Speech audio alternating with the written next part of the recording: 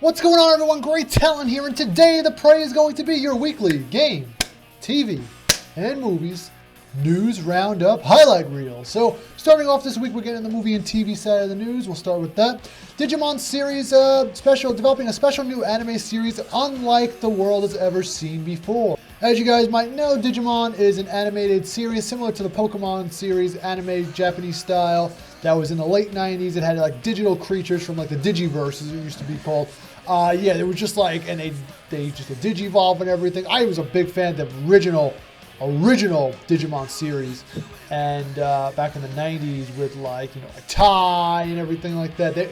They were awesome, and I would love for them to do something similar to that. But unlike the world's ever seen, hey, I'm curious. You have my interest. So that should be coming in 2020. They said soon. I'm assuming 2020, but we'll see.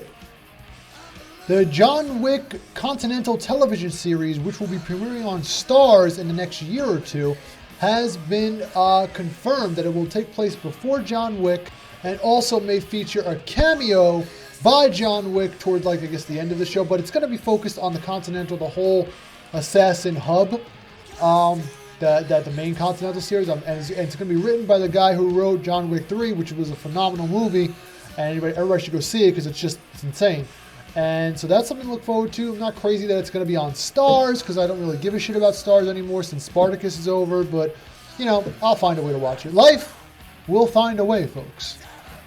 Raunchy and obtuse comedy Big Mouth animated comedy series has been renewed for 3 more seasons at Netflix. Now, if you guys don't know, Big Mouth is the craziest show. It's like South Park, like if the kids weren't kids, but they were teenagers, and it's just so fucking raunchy, and it's insane. It's like so stupid. It's stupid humor, but it's like so raunchy and ridiculous. It's crude. I love it. It's honestly, and it's like Family Guy a little bit too. Season 3 is coming this year, and it's going to be renewed. It's already been renewed for 4, 5, and 6 on Netflix. I'm looking forward to this. You guys should check it out if you're interested in that raunchy and lewd comedy. Rambo Last Blood has earned itself a hard R rating from the MP Movie Picture Association of America. So, yes, in case you guys don't know, the last Rambo trailer dropped. I did a little reaction to it. It looks intense. It's his last Rambo, so it's kind of, and he wrote it, of course, and of course it's poetically entitled Last Blood, as the first movie was just so simply called First Blood. So it makes sense. This is the way sunrise, sunset, rise and fall. I want to see how it's going to turn out. I heard there's a Rambo TV series in the works as well, maybe next to the Rocky series. Stallone's got to do something in his old age retirement. Andy Serkis is in talks to direct Venom. He's already had meetings with Sony, allegedly, and him and Tom Hardy might be working really close together to make a Venom 2. I really hope so, because I don't know about you guys if you've seen it. I liked Andy Serkis's written and directed version of The Jungle Book. I thought it was really well done. I'm interested in see what he would bring to the table with Venom 2. I wasn't crazy about Venom 1. I thought it was okay. But Venom 2, I'm all on board, especially if it gets that R rating. The Halo TV series is in full motion now, folks. Showtime has already announced that they've casted Natasha McElhone as Cortana and Dr. Halsey, who are one and the same if you know the story of Halo. So already I'm pumped because they got a big hitting actress already playing Cortana. I'm on board for that.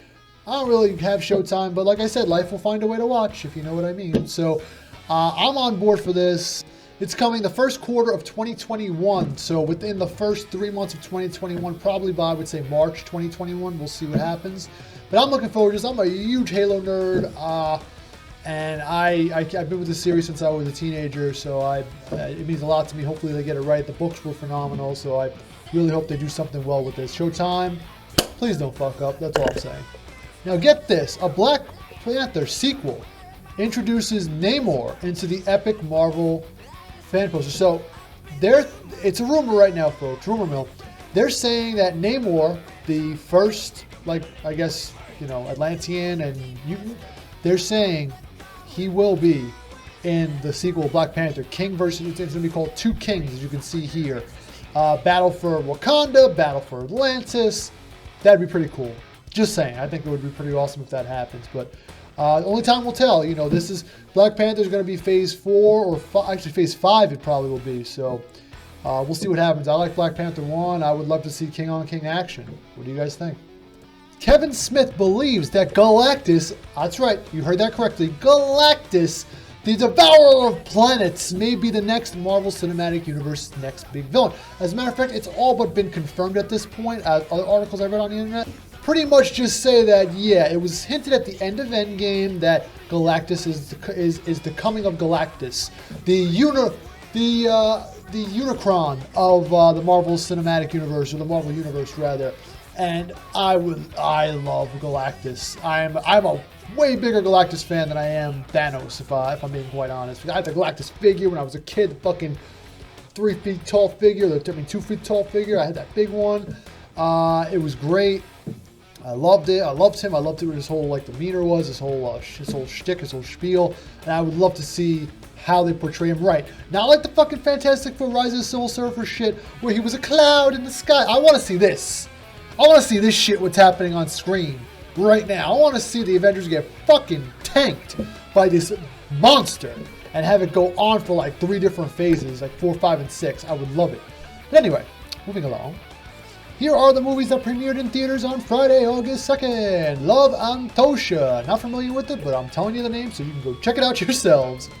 Nick Cage is back and he has a score to settle with you. So go check out his movie. Loose, starring Naomi Watts, Octavia Spencer, Tim Roth, and Kelvin Harrison Jr. Hit theaters August 2nd as well. And you Fast and Furious hardcore junkies out there, I know you're going to want to see this. Fast and Furious presents, of course, Hobbs and Shaw, starring The Rock, Dwayne Johnson, Jason Statham, and others. And Idris Elba's in it as Black Superman, because why not? And yeah, so that's August 2nd as well, if you want to get your action junkie on. I'm going to be linking what's new to Netflix this August as well in the comment section, the description below. This actually come to my attention because I have some pretty good stuff this month, so I'll be dropping that in the description. And your only 4K and Blu-ray release this week, or re-release I should say, is Glory on 4K. And Glory is starring Matthew Broderick, Denzel Washington, and Morgan Freeman in the epic opus to the outcome of the Civil War and the grittiness that went down. I love that movie. I watched it when I was in school. Played it all the time. I loved it. I love that movie. Now, moving into the video game side of the news. In PlayStation news this week, sorry for the absence last week, but here we are. We have a bunch of news this week for PlayStation. Sony warns that PS5 and PS4 will cost more if US increases the tariffs in China. Oh my God. Fucking Trump, man. It always comes down to this asshole. Yeah, they're saying that if he raises it another 25%, that American families will feel the burn, and the PS5 console next holiday season will cost a lot more than expected. So I'm just going to spitball here and say if the console was originally planned for $400 or say $500, it's most likely going to be 25% more than that. So we're looking at maybe $650, close to $700 for a console. That's hefty, folks. That has been seen since the PlayStation 3 shortage in 2006, when people were going on the black market spending almost $1,000 on the console. And we're not even talking about a shortage here. We're talking about just because of a price increase. That's insane. Trump, you need, and Mr. Prime Minister of China, y'all need to get your shit straightened out, please, because I ain't not fucking dropping almost $1,000 on a PlayStation 5. I'm gonna tell you that much. Sorry, got a little gangsta up in here, but anyway. Next up, a soft rumor here that the Order 1886 sequel is in development. Very loose rumor. The developer of the game, Ready at Dawn, I believe, they actually said it's not concrete. They don't know definitive yet, but it's being flirted with. The idea is being flirted. And I don't know about you guys, but the Order 1886 to me had a really interesting story, but the gameplay was just shooting loonies from a loony bin. That's about it. There was a werewolf boss fight every now and then, but it was so hyped up, but it was such a letdown because of the limitations of the game. You got a limited amount of weapons, no real upgrades, nothing like, no RPG elements, nothing. It was just heavily focused on the story, and the game was over in 3 hours, and you spent $60 on this. If you go and look on Amazon or online on eBay right now, the game was like $9, $8, if that, maybe $5. It's that cheap because it's very short and very, very bittersweet, if I must say. So a sequel should be huge, much bigger than this, if it should amount to anything, in my opinion. Now, I like to see it. I like the story. The story, I thought it could be its own book or novel or TV show, to be honest. It focused on the political drama behind the scenes about vampires and werewolves and stuff and lichens. I thought it was pretty interesting. This is very interesting as well. No, but that's the drama, all that nonsense. Amongst that, Doom 64 for PC and PS4 has been leaked. Now, they didn't say anything about Xbox or Switch, but, however, the fact may be that right now PS4 and data miners have found PC and PS4 codes within the whole, like, I guess, online somewhere in the interwebs. And Doom 64 was, like, awesome. I don't know if you guys ever played it. It's like a almost perfect version of Doom and Doom 2, like, fused into one. But, yeah, I would love to play Doom 64. If they port that to, like, the Switch or the PS4, hell, even the Xbox, I am down like a clown, baby. Your slim picking PlayStation Plus games for August include Wipeout Omega Collection and Sniper Elite 4. Both of which are okay. Wipeout's a fun futuristic racing game, but honestly, Sniper Elite 4 is pretty good. I played a shitload of Sniper Elite 4. It's like Mortal Kombat with guns. It's ridiculous. X-ray attacks are brutal. Adventure console exclusive game called Concrete Genie has been announced a release date of October 9th with a new trailer, which we will look at now. Peggy 12, baby, which is rated T for teen, I believe, in America. So it looks pretty fun. It looks kind of like Ratchet and Clank-ish. I'm probably going to get this. I'll check it out, let you guys know what I think. Comes out October 9th, this fall. This is Sony's last of the last Sony exclusives before the PS5 comes out, I anticipate. Looks okay. 2D side-scrolling action RPG animated, like anime-style game called The Oriental Exorcist has just been announced for PS4 and PC with the release date of 2020, a soft release date of 2020. I don't know where this game came from, but it looks kind of like Sekiro, but 2D and animated and like with a Dark Souls like essence, or like I don't know if you guys ever played like Mark of the Ninja. Looks kind of like that. I am going to be getting this shit. Day one, I'll be streaming, I'll be recording, don't worry. Hopefully at that time, it just looks really fun. Looks like an awesome action game with rich samurai lore. Okay, now for your Nintendo Switch side of the news. Switch Lite pre-orders are now open first and foremost. They are available now at Amazon, Best Buy, Walmart. Sold out on, Amazon is the exclusive Pokemon edition, which is sold out, but the other versions are available now everywhere, even Best Buy. They are $199.99 and out on September 20th, 2019. A new incoming Bloodstained Ritual of the Night patch for the Switch has been dropped. I will post this in the comments below for the patch notes. It fixes a lot of things that are breaking the game apparently, so this is the patch that everybody's been waiting for who has a Switch. Nintendo is trying something new out here. They are allowing Switch Online subscribers of their Nintendo Online service to get free time demos of their games, starting with Mario Tennis Aces as a trial scheme. Mario Tennis Aces is a really fun game. It's probably the best Mario Tennis game since Mario Tennis 64. In Europe and North America, you can now play this game with a full game with a little timer in the corner. I think you get like a couple of hours, 2 or 3 hours of playtime to encourage you, to appeal to you. But it's a great marketing strategy. It allows players to get comfortable, familiar with the game, to see if they want to buy it. I hope they do this with like Fire Emblem, because I want to play Fire Emblem, but I'm not certain about it yet. But anyway, that's a great little deal. If you have Nintendo Switch Online, you can just download this right now for free, the full game for free, and play it for a few hours. Turok 2 Seeds of Evil launches on the Nintendo Switch on August 9th, on Friday, this coming Friday. Wow, okay, great. Fully remastered locations with a map this time.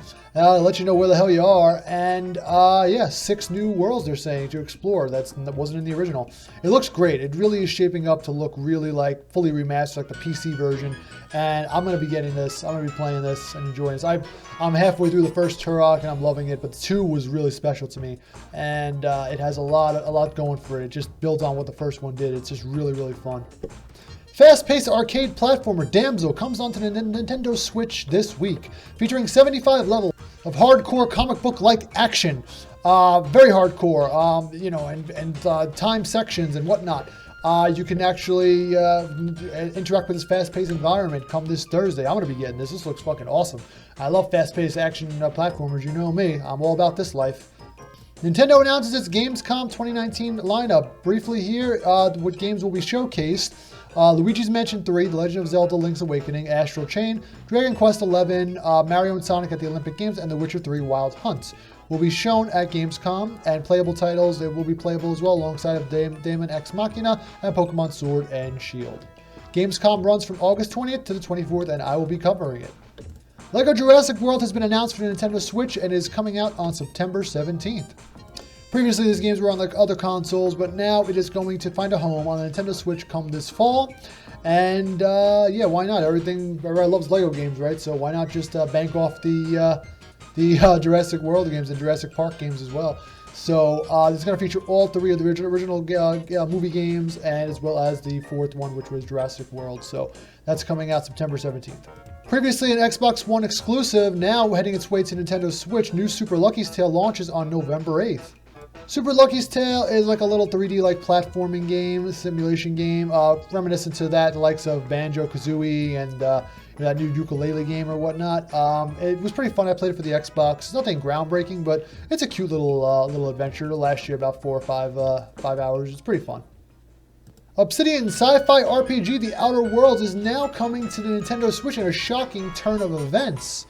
The game will be co-developed not only by Obsidian, but the other company called Virtual Studios, who's actually had their hands dipped into other Switch titles, ported titles like Assassin's Creed, L.A. Noire, and a bunch of others that they did pretty well. So they're hoping that this will translate well on the Switch as well as it does on the Xbox and the PlayStation 4 and the PC. We'll see how it does. There's no release date announced yet, but I'm sure it's coming probably early 2020 if anything. Garfield Furious Racing crosses the finish line on the Nintendo Switch and the PC later on this fall. Why though? I mean, do we really need another kart racing game? We got Crash and Mario Kart, Sonic, I guess. Why fucking Garfield? Why? Okay. Soon we're gonna have a mashup of everything in a wacky racist type game. Wouldn't that be fun? First-person horror game Midnight Evil has been announced for a fall release date on the Nintendo Switch, featuring a myriad of jump scares a la Five Nights at Freddy's. You are tasked with actually surviving the night, and doing so by trying not to panic as you get through the night and fend off these horrible creatures that'll just keep jumping out at you. I'm sure this is not Five Nights at Freddy sequel or spiritual successor. That's what it kind of sounds like. Once Upon a Coma new trailer has dropped. It will be coming soon to the Nintendo Switch, and it's kind of reminiscent of Hollow Knight. If you guys ever seen that, Hollow Knight is excellent. And this game looks like it draws heavy influence from that. It's like a puzzle-like platformer, little on the hardcore side as well. And I'll be looking forward to play this because I'm all about the indie life right now. And I'll be playing this, and I'll be reporting to you my findings as soon as it comes out. It looks pretty cute and charming. China-themed Rabbids Adventure Party revealed for the Nintendo Switch by Ubisoft to appeal to the Chinese market. So it will be playable at Gamescom. And to give you a brief demonstration, this is what it actually looks like. It's going to be out in China. I think only China, if I'm not mistaken. I'm not sure if it's coming to the States or Europe. But yeah, it looks pretty quirky, but they're doing this only to sell more Switches in China because China just lifted a ban on selling consoles. They can now sell consoles in China. And yeah, this is going to be one of the first games that probably people will get, which actually looks pretty cool. Last but certainly not least, Retromania Wrestling is coming to the Nintendo Switch in the first quarter of 2020. Here's a little pre-alpha gameplay right here. It looks like, oh man, I think, is that, oh my god, is that, oh my god, is that the Legion of Doom? It looks like Legion of Doom. I think it's the Legion of Doom, folks. You're going to have Tommy Dreamer in here. I think the Legion of Doom is going to be a bunch of different other people, other wrestlers. It looks phenomenal. It also looks like the old Super Nintendo wrestling games, which I were hooked on back in the day. I was a huge wrestling nerd up until the age of the PG-13 era. Attitude era, I was all up in that shit. This looks amazing. I really can't wait for this. I'm going to be getting this shit day one, and hopefully it has online or even couch co-op. Just have double tag team matches with buddies and stuff. So yeah, it's honestly supposed to be the spiritual successor to WrestleFest, made by a Japanese developer back in the early 90s, and looking up, like I said, shaping up to look very, very well here. Onto the Xbox side of the news this week, very light on Xbox. So Xbox gamepads has added Slay the Spire, Downwell, Jackbox, and a bunch of others to the PC and the Xbox in August as well. Ash's Cricket is here.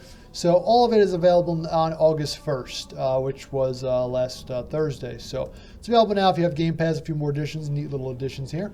A new trailer for the Blair Witch game has dropped and emerged. Xbox and PC exclusive Blair Witch project is coming to Xbox One and the PC on August 3rd, the 30th. And it honestly looks pretty terrifying and creepy, just all around eerie. You get a dog as a companion, but if they kill the dog, I'm never playing the game again. I'll just let you guys know that right now. But it looks very eerie like the movie was. Very interested to see how it's going to play. It comes out the same day as that Man of Medan game that by Supermassive, the Until Dawn people. So I'll probably be getting both and getting spooked out with you folks. Hope maybe I'll be live streaming this as well. We'll see. And finally, your Xbox Games with Gold. Once again, Xbox kills it with the Games with Gold. You're getting Gears of War 4, Forza Motorsport 6, Torchlight, and Castlevania Lords of Shadow 1. Because why the fuck not? Because Xbox has more money than God. They can afford to do this, obviously. Gears 4, I love Gears 4. The story I thought was really well done. I'm not familiar with Torchlight, but Castlevania Lords of Shadow 1 was an opus, was a symphony of the Castlevania series. And it should definitely be experienced by anyone, fan of like God of War, or like, any type of like Devil May Cry, stuff like that. It just has such a rich lore and so deep and lustrous. It's just amazing all around. Amazing game. On to the multi-platform side news this week. We got a lot to talk about. I apologize for the length ahead of time, but we're going to discuss this like men and women and adults. Crash Team Racing Nitro Fuel has added optional microtransactions. Oh shit, who didn't see that coming? But everyone saw this coming. Because when you have a fucking storefront that looks like Fortnite meets Overwatch with no microtransactions, you got to realize at some point you're going to have microtransactions. And why did they do this post-launch? Because they wanted the reviews to be above average. Because they knew if they had microtransactions pre-launch, they would have gotten slammed in the critics column. The critics would have fucking tarnished the score. So they're adding it afterwards. Go fuck yourselves, Activision. You slimy, predatory little freaking idiots. Ooh! Sorry. Language, I know. More industry side of the news this week. GameStop has reportedly laid off over 50 regional leaders in an attempt to reconstruct and not go bankrupt. I added that last part. Because they are on the verge of bankruptcy and selling and blah, blah, blah, because everybody's buying digital games now and they're becoming dinosaurs of the industry. And good, because I refer to them more frequently as Satan's asshole. I used to work for them, and they are indeed Satan's asshole. How are you going to buy back a copy of Marvel vs. Capcom 2 for $20 and resell it for $60, you fucking twats? Bethesda has confirmed that a fix is in the works for the login requirement for the classic Doom trilogy. It was locked behind a login, like, not paywall, I want to say. It was locked behind a DRM, I guess you could say, that you required a login to play games that are 25, 30 years old. So it made absolutely no sense. So they was just there to get clicks and hits on their new servers. So it didn't make sense, and I'm glad they're fixing it. At least they're realizing the error of their ways. Not really news, but I thought this was kind of funny. Playing as Woody from Toy Story in Sekiro, Shadows Die Twice PC mod. And if you guys can see it here, it's fucking hysterical. Look at Woody, he's just jumping around, he's grappling, and it just looks hysterical. Imagine doing this shit in Sekiro. I mean, who wouldn't want to just be like, fucking reach for the sky, pilgrim, and someone poisoned the water hole. Imagine if they added sound mods with this, that'd be excellent. A little platforming game, pixelated game called Super Willow D-Make is hitting the Switch this week. Last week on August 2nd. It's actually available now, and it honestly looks like a little Kirby. I want to say Kirby. I want to say Kirby meets like Mario, I guess, meets Yoshi. I don't know, it looks pretty quirky. Might check this out one day. Adrenaline Rush platformer called A Standby is now available on the Nintendo Switch. I must say, if anybody's played games like Velocity 2X or any type of like grid-based games like that, you'll find a lot of lots to be desired for here. It looks fast-paced, action-packed, and Adrenaline Rush. I don't know if I'll ever check it out. Not too interested. I mean, it looks okay. But maybe one day, if the price is right, maybe a sale or something. But it looks kind of really crazy and fast-paced. The exception is coming to the Nintendo Switch, as well as other consoles, on August the 13th. And it looks pretty crazy. It's a 2.5D action platformer, and it kind of looks like Mega Man meets like some kind of crazy No, it's Mega Man. It's 2.5D Mega Man is what it is. It looks nuts. I'm going to be getting this. This game looks awesome. The first of the Mortal Kombat 11 character packs is coming on... Nightwolf is going to be the first DLC character coming on August 13th, which is accompanied by a new trailer shown here. He looks pretty... I mean, I love Nightwolf. I thought he was great, but I'm just not a big fan of what Mortal Kombat has become with microtransactions and kind of like, not pay to win, but just pay to time, speed up, you know, XP boosters and all that stuff, and to unlock shit in the crypt that's just cosmetic. I mean, who needs 1,000 of the same outfit in a different color? I mean, not me. But Nightwolf looks pretty cool. I mean, you know, I should have just waited for the Game of the Year edition of this, have all the characters, but, you know, they always do this. They always add, like, post-DLC, so you get the season pass and whatnot. But, you know, Nightwolf is cool. If you like him, pick him up on August 13th. Another little platformer like Kirby and Willow game called Whipsy and the Lost Atlas is coming to the Switch on August 28th for $6. Very cheap. As you can tell, this is definitely Kirby. It's definitely Kirby with like Castlevania whipping-like elements. This will be available on August 28th in North America on the Switch eShop, coming later on this year to Europe. Non-violent musical 3D platformer called Newt 1 will launch on the Nintendo Switch, Xbox One, PS4, and PC on August 30th. I have a feeling this is going to be like a Wanderlust type game, except in a 3D plane, where it's like you just got to use music to progress. There's no real enemies. The environment is your enemy, I guess you can say, and you just got to solve puzzles and stuff. This looks pretty cool. I might actually check this out.